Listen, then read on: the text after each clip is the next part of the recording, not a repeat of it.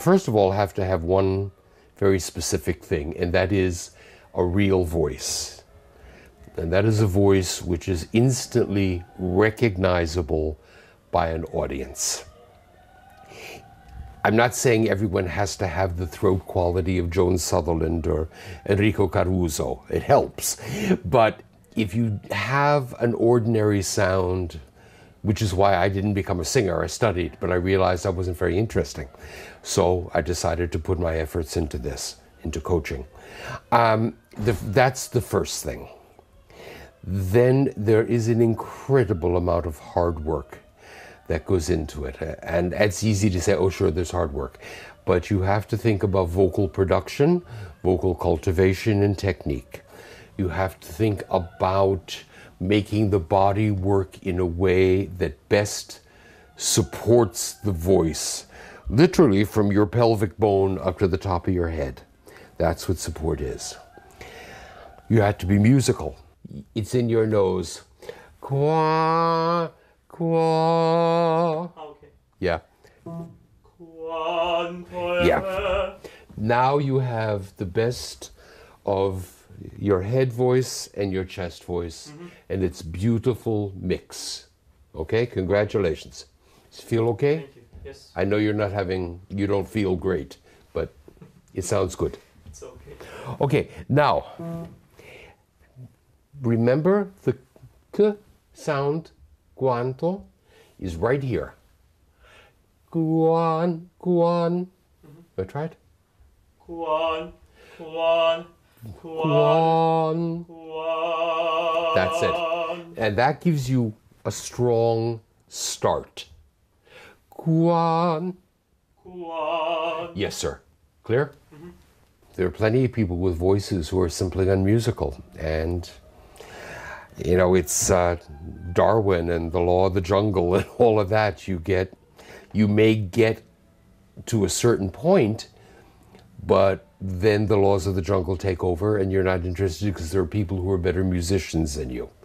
Then you have to have a great sense of language so that you can communicate. And it's more demanding these days than it ever was.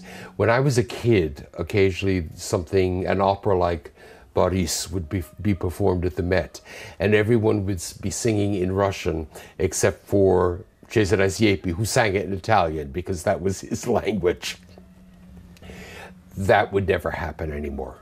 Everybody has to be singing, and with reasonable diction and a good understanding of the text so that they can perform for the audience. Think of that here already.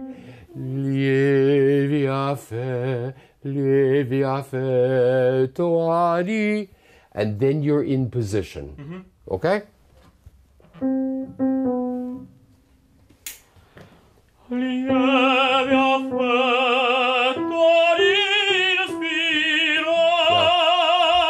For me, that's better. What do you think? For me too. Yeah, I think so. Because you're already set up in the position.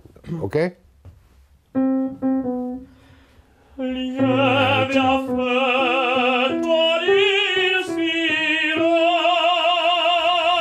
You have to have the ability to move well on stage, be able to do what directors ask you to do. And sometimes it's really crazy what they ask you to do. Because many directors don't understand the physical side of producing a voice. They think you just sing. Paul Curran, who does a lot of work, Scotsman who's done a lot of work in Russia, is one of the guys who really understands that even if a singer is bending over, the resonating cavity has to stay open. And he takes that into consideration.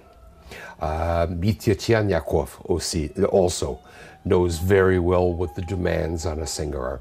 So you see, it's not just the voice. That's very important. But it's only the beginning of it. Then you have the musicality, you have to have the physical training, you have to have a lot of courage, lots of courage. Because if you're nervous and your support isn't working, these two little pieces of flesh inside your throat will not vibrate the way they're supposed to, and then you can't sing. legge, studia, impara. I'm sorry. That's okay. That's sorry. okay. That's okay. And you did something that you didn't do before. Jenya, what you did was impa. You pulled your tongue. Yeah, leave your tongue out of the way. Because when you pull your tongue back, it goes sharp. Okay?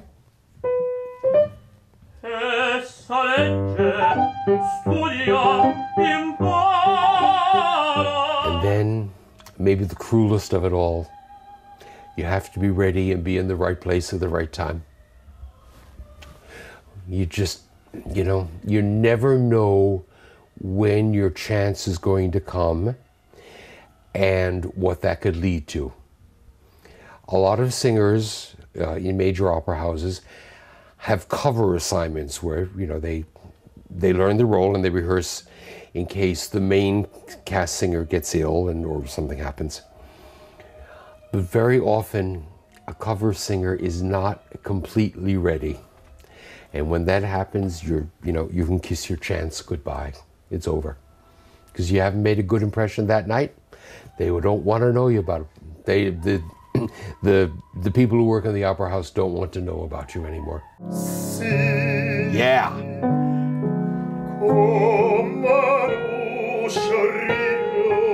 Good for you, Dima. Now, yeah, I'm not sure about comando shurillo. Longer phrases, okay?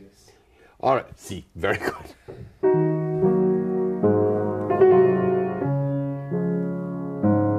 I absolutely hate the term masterclass, but that's what they're called, so you have to call that. I would rather call it a public coaching, because it's just going to be an extension of what we do in the coaching room. It's not a show that I put on to entertain people in the audience. If something funny happens, they can laugh. But I want them to be aware how serious this is. About 20 years ago, I was the pianist for some master classes in Baden-Baden when the new opera house opened. And I was working with Gundel Janowitz. And Gundel is a very serious lady. I mean, she's a great artist, great teacher, but a very serious lady. And during the intermission, someone came back and asked me to ask her if she could maybe be a little funnier or tell some stories. And I said, no, I will not do that. But she overheard something from the next room and she came in and she said, was denn los? What's going on here? And I said, okay, I'll tell you. They want me to ask you to be funnier and more entertaining. And she started crying. She burst into tears. And she said, what the hell do they want from me? They hired me as a master teacher.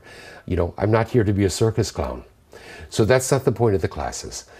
The public classes, I'm very happy when people are there listening, and I hope they learn something and appreciate how much goes into a young singer's training, and then how much that training lasts through a lifetime.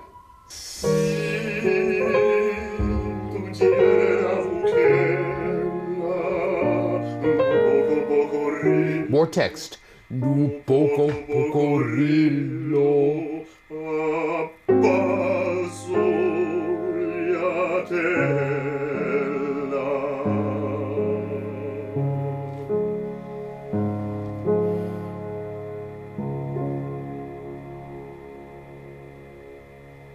Great work.